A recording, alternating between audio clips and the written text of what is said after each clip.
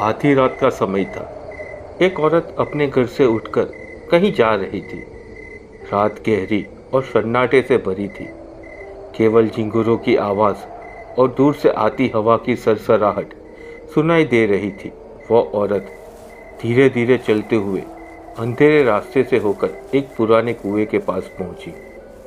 चारों तरफ घना सन्नाटा था, मानो पूरी धरती उसकी हर चाल को देख रही हो। अचानक उस कुएं से धीमी पर साफ आवाज आई। आ, कूद जा और इस संसार से मुक्त हो जा। लोगों ने तुझे बहुत दुख दिए। अब मेरे पास आ, मैं तुझे चैन की नींद दूंगा। जल्दी आ जा। उस आवाज में अजीब सी मिठास और खिंचाव था, जैसे कोई अदृश्य शक्ति उसे अपने वश में कर रही हो। हवा अचानक ठंडी और भारी लगने लगी और पेड़ों की शाखें भी जैसे उस रहस्यमयी फुसफुसाहट में कांप उठी। औरत के कदम रुक गए। उसका दिल तेजी से धड़कने लगा, मानो उस आवाज में उसकी सारी पीड़ा को जान लिया हो। उतने में वह औरत उस कुएं में कूद गई। वो औरत अपनी मर्जी से कूदी थी, लेकिन असल में वह किसी के बस में थी। सुबह होते ही एक गांव वाला उस कुएं की ओर पानी निकालने जा रहा था। तभी उसने उस औरत की लाश कुएं में तैरती देखी। यह देखकर उसका खून जम गया और वह घबराकर भागता हुआ गांव की ओर चिल्लाया, मीना कुएं में गिर गई है। पूरे गांव में यह खबर आग की तरह फैल गई। लोग इकट्ठा होकर कुएं के पास दौड़ पड़े। कुछ औरत रोने लगी, बच्चे डर के मारे अपने घरों में छिप गए। गांव के बुजुर्ग एक दूसरे को देखकर धीमी आवाज में फुसफुसाने लगे। उनको पुराने हादसे याद आ गए। पिछले कई साल से उस गांव में कई लोगों ने इसी कुएं में आत्महत्या कर चुके थे। सबको लगता था कि वो लोग अपने घर के झगड़ों या परेशानी से तंग आकर यह कदम उठाते हैं। कुछ लोग इसे गांव की बदकिस्मती मानते थे, तो कुछ एक बुरी छाया का असर समझते थे। लेकिन किसी को यह पता नहीं था कि ये सब किसी के सम्मोहन में आकर ऐसा कर रहे हैं। रातों को कई बार गांव के लोगों ने उस कुएं से अजीब सरसराहट और धीमी फुसफुसाहट जैसी आवाज़ें सुनी थी। जो लोग आत्महत्या कर रहे थे वे या तो किसी गहरे परेशानी में थे या मानसिक रूप से पहले ही टूट चुके थे। और अब हिना की मौत ने उस पुराने डर को फिर से जिंदा कर दिया था। गांव वालों के दिलों में डर और शक का साया गहरा होता जा रहा था। कुछ दिनों में किशोरी जी अपने बड़े बेटे की शादी करवाने गांव आए। हालांकि वे लोग इसी गांव के रहने वाले थे, लेकिन उनका व्यवसाय शहर में था। उनकी ज़्यादातर ज़मीन अब भी गांव में ही थी, जिनकी देखरेख उनके भाई करते थे। किशोरी जी के भाई गांव में ही अपने परिवार के साथ रहते थे। किशोरी जी के दो बेटे थे, केशव और जय, और एक बेटी जो सबसे बड़ी थी। उसकी शादी अमेरिका के एक बड़े संपन्न घराने में हुई थी। केशव स्वभाव से बहुत शांत, समझदार और सुलझा हुआ था। वह पढ़ाई में भी तेज था और उसने कंप्यूटर इंजीनियरिंग की थी। पढ़ाई पूरी करने के बाद उसने अपनी मेहनत से खुद की कंपनी शुरू कर दी थी। जय, जो उम्र में छोटा था, काफ़ी शरारती और नटखट था। घर का सबसे छोटा बेटा होने की वजह से वह अपने परिवार का लाडला था। वह कभी अपने बड़े भाई की ऑफिस चला जाता, तो कभी अपने पिता के कामों में मदद कर लिया करता। गांव के बच्चे उसकी शरारतों के किस्से सुनकर हंसते और बड़ों को भी उसकी मासूमियत भरी हरकतें प्यारी लगती। शादी का माहौल धीमे धीमे पूरे गांव में रौनक भरने लगा। हर कोई किशोरी जी के परिवार के सम्मान और उनकी प्रतिष्ठा की बातें कर रहा था। पुराने रिश्तेदार और दोस्त भी गांव लौटने लगे और हवा में उत्सव की हल्की सी गूंज सुनाई देने लगी थी। एक महीने पहले ही जय गांव आया था। शुरुआत में काफ़ी अकेलापन महसूस हो रहा था, क्योंकि उसका यहाँ कोई दोस्त नहीं था। लेकिन धीरे धीरे उसके गांव में कुछ लड़कों के साथ दोस्ती कर ली। अब उसका समय शादी के कामों में और घर वालों के साथ की हलचल में आसानी से बीतने लगा। लेकिन एक सुबह गांव में अचानक शोर शराबा होने लगा। लोग घबराए हुए दौड़ते हुए कुएं की ओर जा रहे थे। जय भी जिज्ञासावश उनके पीछे पीछे भागने लगा। जब वो वहां पहुंचा तो देखा कि गांव की एक औरत ने कुएं में कूदकर आत्महत्या कर ली है। लोग लाश निकालते हुए आपस में बड़बड़ा रहे थे, यह इस साल की 9वीं लाश है। कौन जाने हमारे गांव को क्या हो गया है। पिछले 3 सालों में कितनों ने आत्महत्या की है। इन्हें मिलाकर इस कुएं से कुल 32 लाशें निकाली गई है। यह सुनकर जय दंग रह गया। इतनी बड़ी संख्या में आत्महत्या की बात जानकर उसके होश उड़ गए। कुएं के चारों तरफ लोग इकट्ठा होकर फुसफुसा रहे थे। कुछ के चेहरे पर डर था और कुछ के चेहरे पर बेचैनी। किसी ने धीमी आवाज में कहा, यह कुआं अशुभ है, जबकि कुछ लोग मान रहे थे कि यह सब लोगों की मजबूरी और दुख का नतीजा है। हालांकि इस भयानक घटना ने जय को हिला दिया था, लेकिन शादी के उत्सव और कामों की भागदौड़ में उसने इस बात को नजरअंदाज कर दिया। कुछ ही दिनों में शादी धूमधाम से संपन्न हो गई। रिश्तेदार और मेहमान खुशी खुशी विदा हुए और गांव का माहौल फिर से सामान्य होने लगा। शादी के कुछ दिनों बाद किशोरी जी और उनका परिवार शहर लौटने की तैयारी करने लगे, लेकिन जय ने गांव में रुकने का मन बना लिया था। अब उसे गांव की खुली हवा, सादगी और दोस्तों का साथ अच्छा लगने लगा था। किशोरी जी ने सोचा कि जय को गांव में रहकर खेती बाड़ी सीख लेनी चाहिए। आखिर इतनी जमीन उसे ही तो संभाल ली है। इस सोच के साथ उन्होंने जय को गांव में रुकने की इजाजत दे दी। दिन शांति से बीत रहे थे, लेकिन एक रात जब सब दोस्त गांव के चौपाल पर बैठकर गपशप कर रहे थे, तभी बातों बातों में वह महनूस कुआं फिर से जिक्र में आ गया। चौपाल की टिमटिमाती लालटेन की रोशनी और रात की ठंडी हवा ने माहौल को और भी डरावना बना दिया।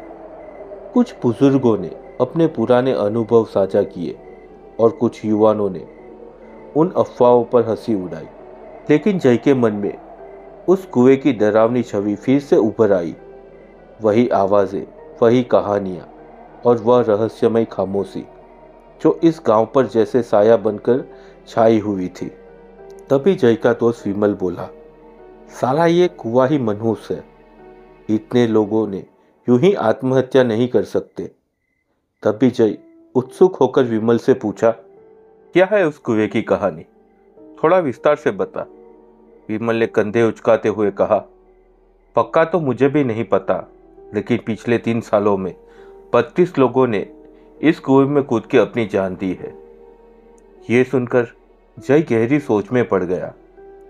उसके मन में अनगिनत सवाल उठने लगे। आखिर क्यों वही कुआं? क्या सिर्फ संयोग था या वाकई उस जगह कुछ अनहोनी छिपी थी? उसी रात उसने मन ही मन तय कर लिया कि वह खुद जाकर इस रहस्य की सच्चाई का पता लगाएगा। अगले कुछ दिनों तक जय दिन में कई बार उस कुएं के आसपास गया। हर बार वह जगह उसे सामान्य ही लगी। एक पुराना कुआं, आसपास फैली झाड़ियां और सूखी पत्तियों की सरसराहट और दूर से आती चिड़ियों की आवाजें। लेकिन उसकी छठी इंद्री कह रही थी कि वहां कुछ ऐसा है जो दिखाई नहीं दे रहा। एक सुबह गांव में फिर से हड़कंप मच गया। लोग घबराते हुए दौड़ते भागते उस कुएं की ओर जा रहे थे। शोर सुनकर जय का दिल जोरों से धड़कने लगा। जब वो वहां पहुंचा तो पता चला कि एक और लाश उस कुएं से निकाली गई है। यह नजारा देखकर जय का संदेह और पुख्ता हो गया। उसने बिना देर किए अपने दोस्त विमल को कॉल किया और उसे मिलने के लिए बुलाया। जय की आवाज में इस बार एक अलग ही दृढ़ता थी। उसे लगने लगा था कि अब यह सिर्फ जिज्ञासा का मामला नहीं, यह उस गांव के लिए और शायद उसके लिए भी एक खतरनाक सच्चाई का सामना करने का समय था। विमल ने जय से थोड़ा हैरान होकर पूछा, क्या हुआ? तूने मुझे इतनी अर्जेंट क्यों बुलाया?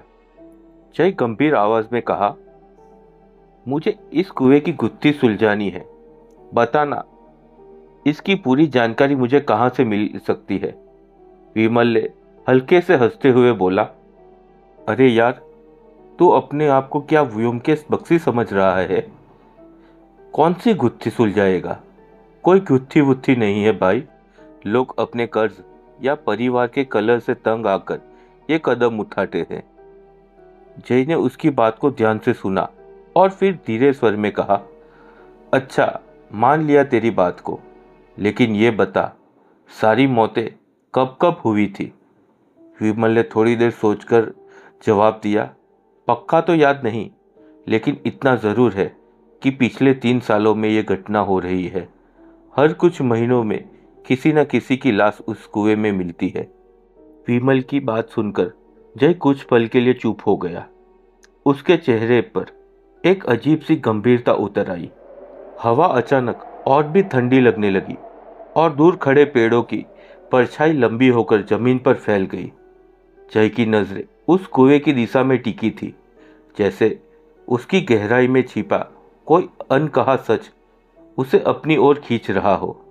उसके मन में सवालों का सैलाब उमड़ने लगा। क्या वाकई ये सिर्फ संयोग था, या इस कुएं की गहराई में कोई रहस्य दफन था? तभी जय ने धीमी लेकिन दृढ़ आवाज में कहा, 3 नहीं, 2 साल और 9 महीने। ये सारी घटनाएं हर अमावस्या की रात को हुई है। विमल की आंखें आश्चर्य से फैल गई। वो बोला, हाँ यार, ये तो मैंने कभी सोचा ही नहीं। तो अब हम क्या करें? जय ने बिना हिचकिचाए जवाब दिया, हम नहीं, मैं आज रात उस कुएं के पास जाकर देखूंगा। सच्चाई जाननी होगी। विमल ने उसे घूरते हुए कहा, पागल है क्या? अकेला जाएगा? मैं भी तेरे साथ चलूंगा। दोनों ने उसी वक्त निर्णय लिया कि रात को कुएं के पास जाकर सच्चाई का पता लगाएंगे। ठीक आधी रात 12 बजे दोनों कुएं के पास पहुंचे। अमावस्या के अगले दिन की रात थी और चारों ओर रहस्यमय अंधेरा फैला था। वे थोड़ी दूर झाड़ियों के पीछे छिपकर चुपचाप देखने लगे। रात का सन्नाटा भयावह था। दूर कहीं से कुत्ते और सियारों के रोने की आवाज आ रही थी। बीच बीच में कोई उल्लू बोल उठता और हवा के झोंके पेड़ों की डालियों को इस तरह से हिलाते मानो कोई अदृश्य शक्ति वहां घूम रही हो। झिंगुरों की आवाज उस खामोशी को और भी गहरा बना रही थी। वे दोनों कई देर तक बैठे रहे। जय की पकड़ उसके टॉर्च पर कसती जा रही थी, जबकि विमल की सांसें तेज हो रही थी। अचानक कुएं से एक हल्की सी सरसराहट सुनाई दी। पानी की सतह में लहरें बनने लगी और धीमे धीमे कोई आकृति कुएं से बाहर निकलने लगी। वह आकृति पूरी तरह से बाहर आई। उसका चेहरा धुंध में ढका हुआ था और फिर एक भयानक गूंजती हुई हंसी रात के सन्नाटे को चीरते हुए गूंज उठी। वह हंसी इतनी डरावनी थी कि मानो अंधेरे ने खुद आवाज पा ली हो। आकृति ने सिर उठाकर उनकी दिशा में देखा और भारी और खुदखुदी आवाज में बोली, बस एक और पल और मैं आजाद हो जाऊंगा। वह परछाई गूंजती आवाज में बोली, उसके बाद न सिर्फ इस गांव पर बल्कि पूरी धरती पर मेरा ही राज होगा। इतने में वहां एक बुजुर्ग औरत धीरे धीरे आने लगी। उसकी चाल कांप रही थी, लेकिन उसके चेहरे पर डर और भक्ति दोनों झलक रहे थे। वह उस शैतानी परछाई को प्रणाम करते हुए बोली, मालिक, अगली अमावस्या में मैं बलि देकर आपको मुक्त करवा दूंगी। परछाई की आंखें मानो आग की तरह चमकी। उसने गरजती हुई आवाज में कहा, इस बार किसी कुंवारी कन्या को लाना, उसकी बलि मेरी ताकत को और बढ़ा देगी। वो औरत डरते डरते बोली, जी मालिक, मैं आपकी हर ख्वाहिश पूरी करूंगी, लेकिन आप भी अपना वचन निभाइएगा ना? परछाई ने अपनी गहरी और खुरदुरी आवाज में उत्तर दिया, हाँ, मैं तुझे जवानी और अपार ताकत दूंगा। तू ऐसी ताकतवर दायन बनेगी जिसका मुकाबला कोई नहीं कर पाएगा। इतना कहकर वह परछाई धीमी धीमी धुंध में बदलती हुई कुएं की गहराई में समा गई। कुएं के आसपास एक अजीब सी ठंडक छा गई, जैसे रात की हवा भी उस डरावनी शक्ति के सामने थम गई हो। वह औरत जिसके हाथ कांप रहे थे, वो घबराई सी चारों ओर देखती हुई धीरे धीरे वहां से निकलने लगी। उसकी परछाई झाड़ियों के बीच ऐसे लहरा रही थी जैसे अंधेरा भी उसका पीछा कर रहा हो। झाड़ियों में छिपे जय ने अपने कांपते हाथों से विमल से धीरे से कहा, शोर मत करना, धीरे धीरे उस औरत का पीछा करना है, उसे शक नहीं होना चाहिए, समझा? विमल ने फुसफुसाते हुए कहा, ये तो उर्मिला काकी है, वही जो गांव के छोर पर पुराने मकान में अकेली रहती है। दोनों लड़के के दिल जोर जोर से धड़क रहे थे। उन्होंने सावधानी से झाड़ी से बाहर कदम रखा। जमीन पर पड़ी हुई सूखी पत्तियों की खड़खड़ाहट भी उन्हें पकड़ा सकती थी। वे लंबी सांसें लेते हुए धीरे धीरे गांव के रास्ते से होते हुए वापस जय के घर लौट आए। रास्ते पर दोनों चुप थे। उनके दिमाग में वही दृश्य बार बार दोहरा रहा था। ऐसा लग रहा था मानो उनके कानों में अभी भी वही शैतानी हंसी और उर्मिला काकी के कांपते हुए शब्द गूंज रहे हो। विमल ने माथे पर पसीना पोंछते हुए कहा, हम वहां गए, सब कुछ अपनी आंखों से देखा, लेकिन हमारी बात कोई नहीं मानेगा। हमारे पास कोई सबूत भी नहीं है। जय ने एक बैग से कैमरा निकालते हुए हल्की मुस्कान के साथ कहा, सबूत नहीं है, ये देख, ये एक ब्लॉगर कैमरा है, इसमें नाइट विजन भी है। ऐसे कैमरे बाइक राइडर, फॉरेस्ट रेंजर और एक्सप्लोरर इस्तेमाल करते हैं। विमल ने तुरंत ही उसकी बात काटते हुए कहा, इसका क्या फायदा, कल फिर वापस जाना पड़ेगा उस कुएं पर, और कौन जानता है कि कल वहां उर्मिला काकी और वो परछाई फिर दिखाई देगी या नहीं। जय ने उसकी बात को पूरी होने से पहले ही गहरी आवाज में कहा, अरे पहले पूरी बात तो सुन ले। मैंने इस कैमरे को पहले ही ऑन कर रखा था। पूरी घटना, हाँ पूरी घटना इसमें रिकॉर्ड हो गई है। विमल का चेहरा उत्साह से चमक उठा। उसने तुरंत कहा, क्या? चालू तो कर, देखते हैं कि क्या रिकॉर्ड हुआ है। जय ने तुरंत लैपटॉप चालू किया और कैमरे को कनेक्ट कर दिया। स्क्रीन पर रिकॉर्डिंग चलने लगी। दोनों के चेहरे पर तनाव उभर आया। वीडियो में वही दृश्य दिखाई दे रहा था, कुआं, रात का सन्नाटा और उर्मिला काकी। वह अकेले खड़ी थी। उसके होठ हिल रहे थे मानो किसी से बात कर रही हो, लेकिन वहां कोई दूसरा दिखाई नहीं दे रहा था। सबसे डरावनी बात वह थी कि वीडियो में कोई और भी भारी गूंजती हुई आवाज साफ सुनाई दे रही थी। वही शैतानी परछाई की आवाज जिसे उन्होंने अपनी आंखों से देखा था, पर स्क्रीन पर वह आकृति नदारद थी, जैसे उसका अस्तित्व ही इस दुनिया का हिस्सा ना हो। जय और विमल दोनों की सांस अटक गई। विमल का गला सूख गया और उसने फुसफुसाकर कहा, ये क्या है जय? अगर वो दिख नहीं रहा तो इसका मतलब जय की नजरें स्क्रीन से हट नहीं रही थी। उसकी आंखों में दर्द के साथ साथ एक अजीब सी दृढ़ता भी झलक रही थी। उसने धीरे स्वर में कहा, इसका मतलब ये मामला हमारी सोच से ज्यादा खतरनाक है और अब हमें इसे किसी हालत में सुलझाना होगा। विमल ने गुस्से और उत्तेजना से कहा, अब ये वीडियो गांव वालों को दिखाकर उस उर्मिला काकी का सच सबके सामने लाएंगे। जय ने तुरंत सिर हिलाते हुए मना किया, नहीं, ये इतना आसान नहीं है। गांव वालों को बताए बिना ही हमें इस समस्या का समाधान खोजना होगा। अगर हमने जल्दबाजी की तो हो सकता है वो औरत सावधान हो जाए और अगली अमावस्या से पहले ही कोई अनहोनी कर दे। विमल ने चिंतित स्वर में पूछा, लेकिन जय, हम उसे कैसे रोकेंगे? जय ने गहरी सांस लेकर कहा, मैं एक ऐसे इंसान को जानता हूं जो इस मामले में हमारी मदद कर सकते हैं। विमल ने उत्सुकता से पूछा, कौन है वो? जय ने बस इतना कहा, कल सुबह तैयार रहना, हमें शहर जाना है। अगली सुबह जय और विमल अपनी मोटरसाइकिल पर सवार होकर शहर की ओर निकल पड़े। ठंडी हवा के झोंके उनके चेहरे को छू रहे थे, लेकिन दोनों के दिल में तनाव और सवालों का तूफान उमड़ रहा था। तकरीबन 11 बजे एक पुराने लेकिन प्रसिद्ध कॉलेज के परिसर में वो पहुंचे। विमल ने चारों तरफ नजरें दौड़ाई और फिर हैरानी से पूछा, हम कॉलेज क्यों आए हैं? हमें तो किसी पंडित या तांत्रिक के पास जाना चाहिए ना, कि यहाँ? जय ने बिना कोई जवाब दिए सीधा कॉलेज के स्टाफ रूम की ओर कदम बढ़ाए। स्टाफ रूम के अंदर मध्यम आयु के एक व्यक्ति मोटी किताब में डूबे हुए थे। उनकी आंखों में तेज बुद्धि और गंभीरता झलक रही थी।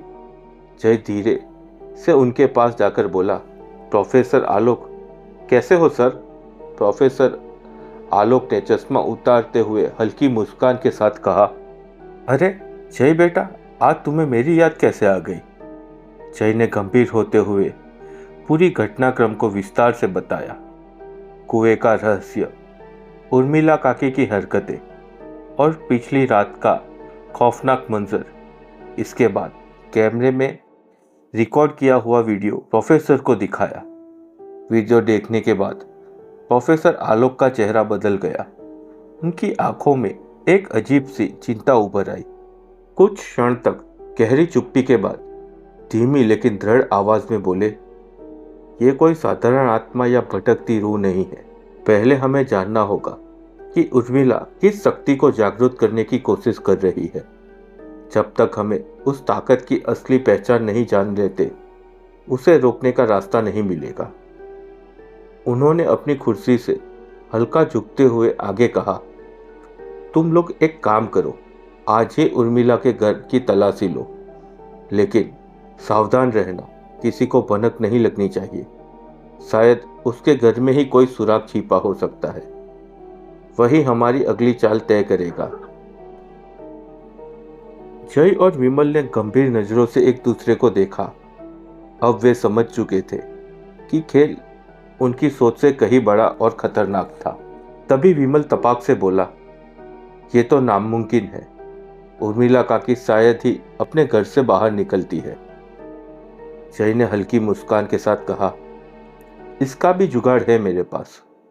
सर, अगर हम गांव में एक मेडिकल कैंप लगाए तो उर्मिला काकी को बाहर निकालने के लिए राजी कर सकते हैं। हम किसी बहाने से उन्हें वहां थोड़ी देर रोक सकते हैं और इसी बीच उनके घर में घुसकर छानबीन कर सकते हैं। आलोक जी ने गंभीरता से सिर हिलाया। अच्छा विचार है, लेकिन इतना बड़ा मेडिकल कैंप लगाओगे कैसे?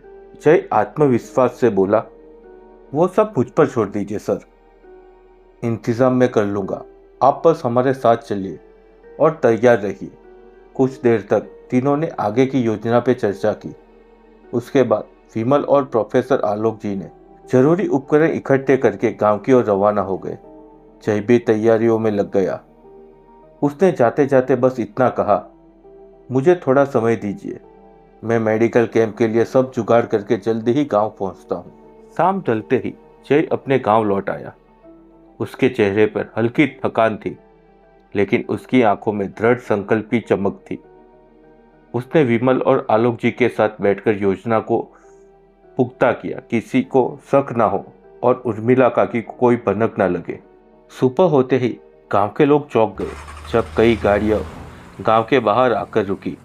सफ़ेद कोट पहने मेडिकल कॉलेज के छात्र और डॉक्टर जैसे दिखने वाले कई लोग गांव में उतर रहे थे। वे अपने साथ बैनर, टेंट और दवाइयों के बॉक्स लेकर आए थे।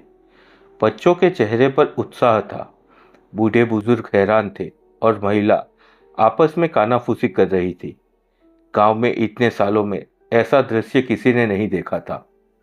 विमल ने जय के कान में धीमे से कहा, वाह जय, तूने तो सच में सब सेट कर दिया।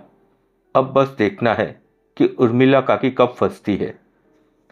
जय ने गहरी सांस लेकर कहा, याद रखना, एक गलती से सारा प्लान बिगड़ सकता है।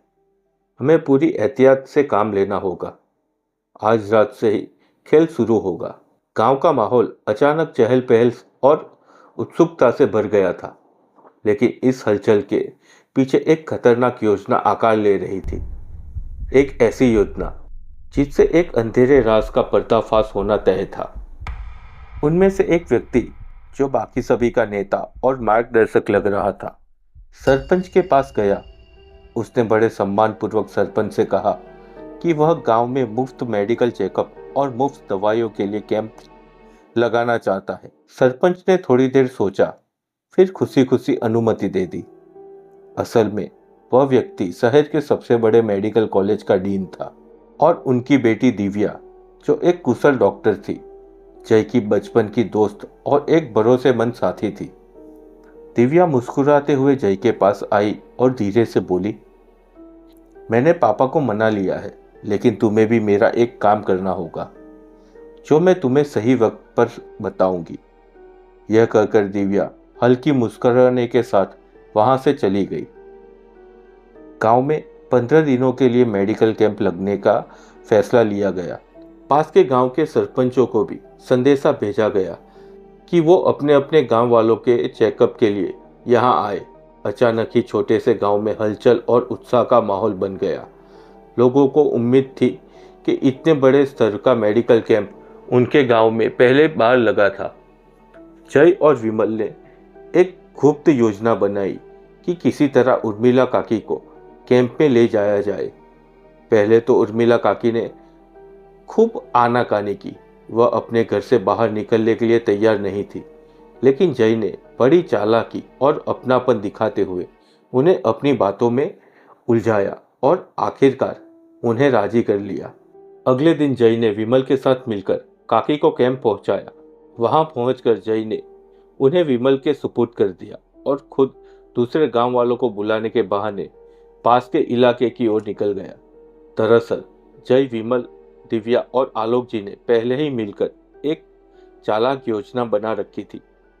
किसी भी कीमत पर उर्मिला काकी को कुछ समय तक कैंप में रोकना था, ताकि उनके घर में जाकर छानबीन की जा सके।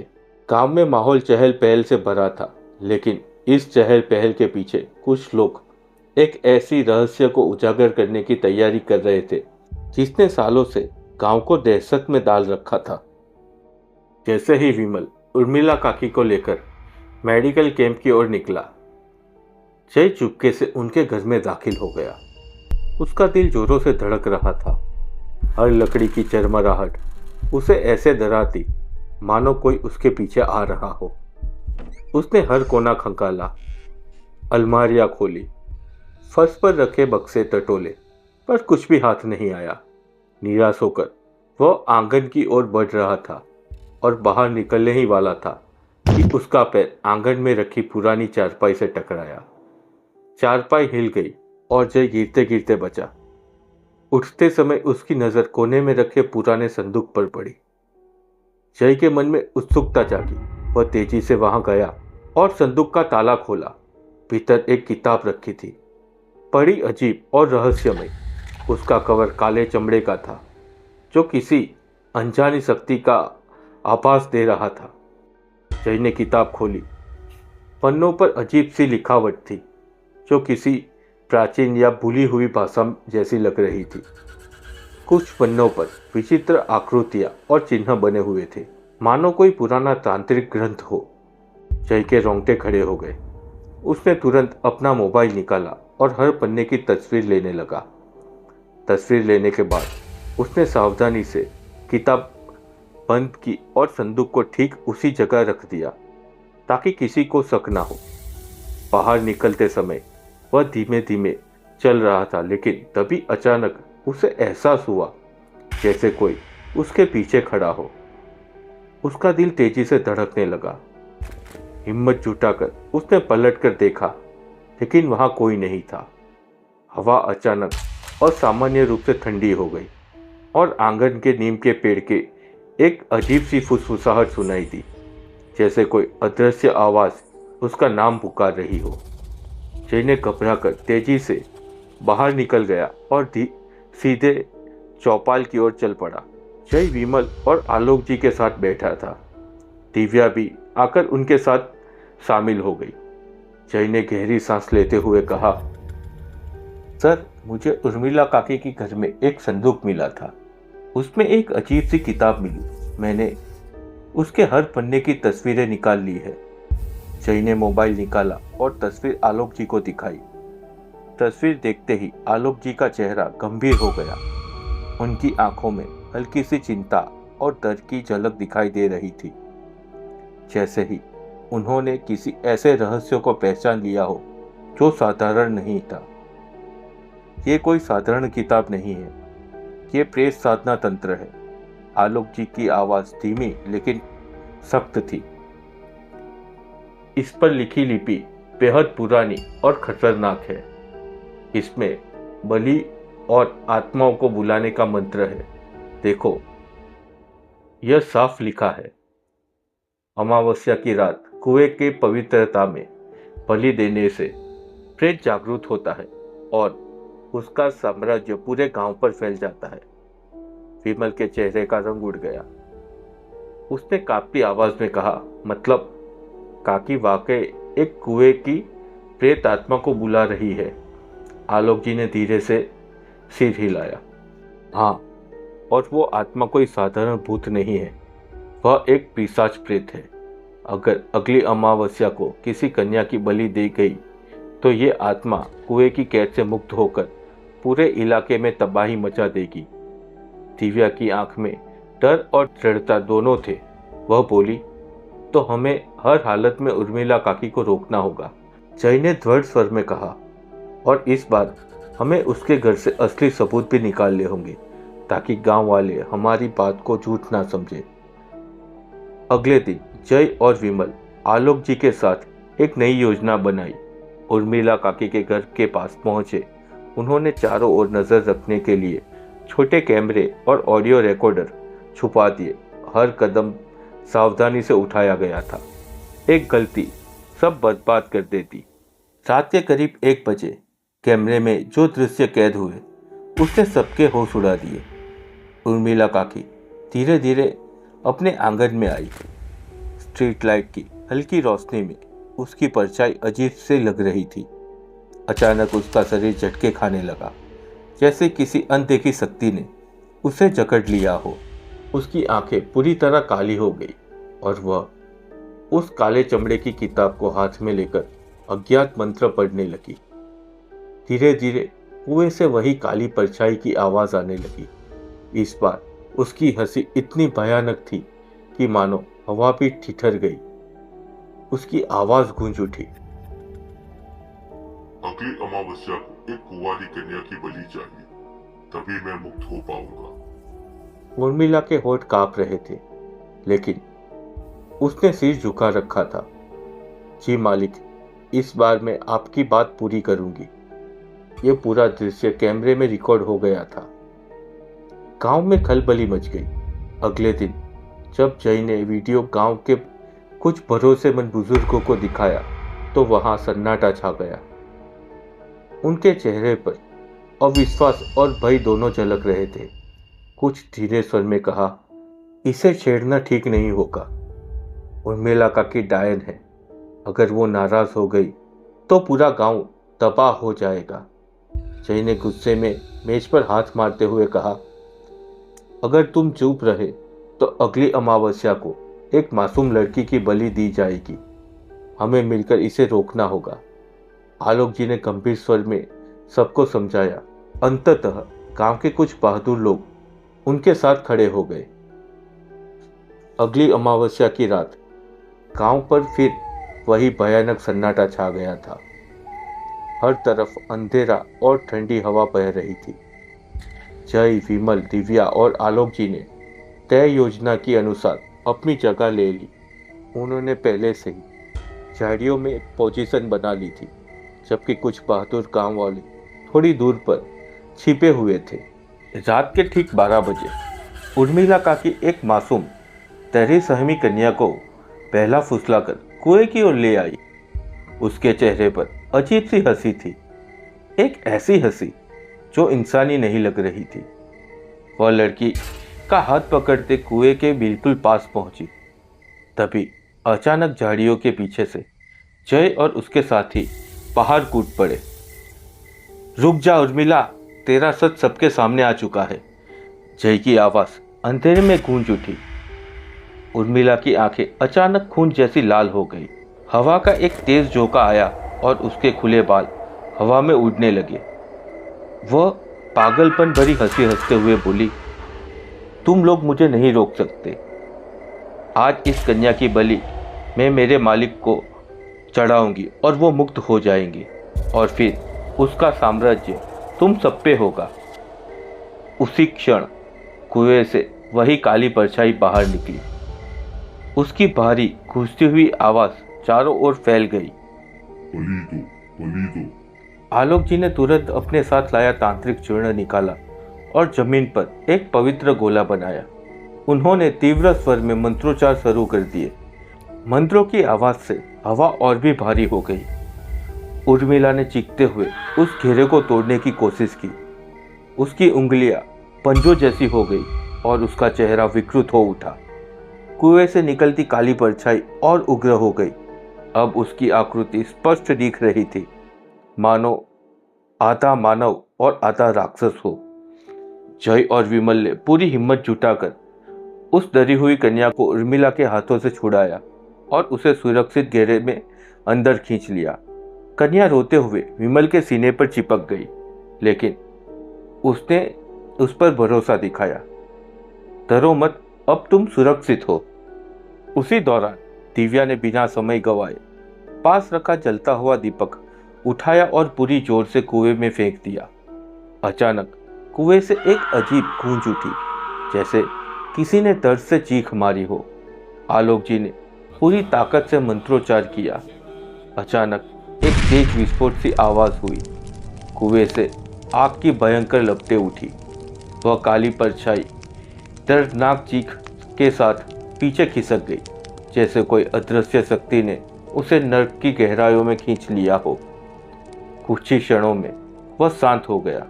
उर्मिला जमीन पर गिर पड़ी। उसका शरीर कांप रहा था और उसकी आंखों का काला रंग अब धीरे धीरे गायब हो गया। एक क्षण में ही उसकी उम्र जैसे दशकों से बढ़ गई हो। उसका चेहरा झुर्रियों से भरा हो गया, बाल सफेद हो गए और वह कमजोर होकर वही तड़पने लगी। अंत, या शायद नहीं। गांव वाले जो दूर खड़े ये सब देख रहे थे, धीरे धीरे आगे बढ़े। उनके चेहरे पर डर और राहत का मिश्रित भाव था। उन्होंने जय, विमल, दिव्या और आलोक जी की बहादुरी का सम्मान किया। अगले ही दिन गांव वालों ने उस कुएं को पक्की दीवार बनाकर हमेशा के लिए बंद करवा दिया। उर्मिला काकी को गांव से बाहर निकाल दिया गया। कोई कहता है वह जंगलों में भटक गई, कोई कहता है वह उसी कुएं की आत्मा में समा गई।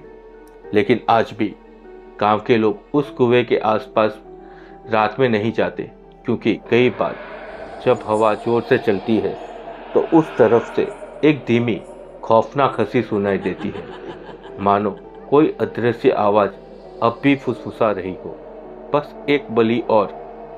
लोग सोचते थे कि खतरा टल गया, पर असली दर्द शायद अब शुरू हुआ था। जो कुछ भी उस कुएं के अंदर छिपा था, वो अब बाहर आने को बेताब था। अगर आप जानना चाहते हैं इस कुएं के पिशाच का अगला भयानक सच, तो मिलते हैं कुएं के पिशाच पार्ट 2 में। और हाँ, संभल के रहिए, क्योंकि कुछ कहानी सिर्फ कहानी नहीं होती।